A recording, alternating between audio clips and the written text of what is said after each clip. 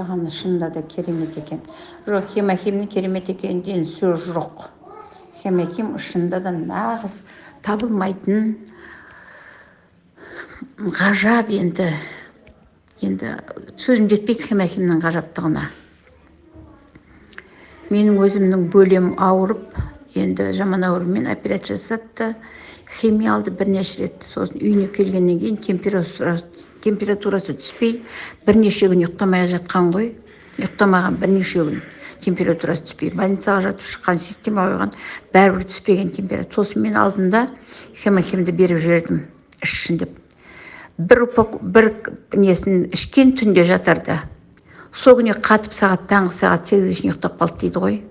Келіншегі де ұйықтап қалған, өзі де ұйықтап қалған, кәдімгі екеуі де рахаттанып сағат 8-ге шейін ұйықтаған. Содан кейін бірден температурасы түскен, содан кейін бірінші ішкен күні ақ. Содан кейін осы уақытқа шейін үшінші упаковкасын алды қазір. Температура жоқ, жағдай өте жақсы қазір. Бұрын кішкентай аяқ басып жүре алмай ентігіп қалатын еді, қазір бәрі қойылды. Өте жақсы қазір мысалы. Енді хемахимге сөз жоқ, соны айтады.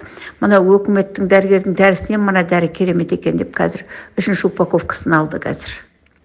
Сондықтан ешқандай ойланбаңыздар хемахим алып ішуге. Денсаулығымыз ауырмай тұрып, денсаулығымыз түзеуіміз керек. Сондықтан алдын алуымыз керек әр нәрсенің. Сондықтан алдын алып, әр адам хемахим ішсе ешқандай артықшылығы болмайды. Ауырып еміз деген ауырмайтын жол іздейді деген сияқты. Сондықтан ертерек алып, ішіп, денсаулығымызды осы бастан түзету керек. Жас бол, кәрі бол, бірінші денсаулықты ойлау керек.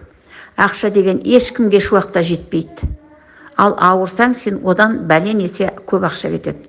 Сондықтан ауырмай тұрып хемахим алып алдын алатын болсақ, профилактиканы алдын ала жасайтын болсақ, бәріміз де жақсы боламыз. Сондықтан ойласыңыздар, алыңыздар, ішіңіздер, ешқандай өкінбейсіздер.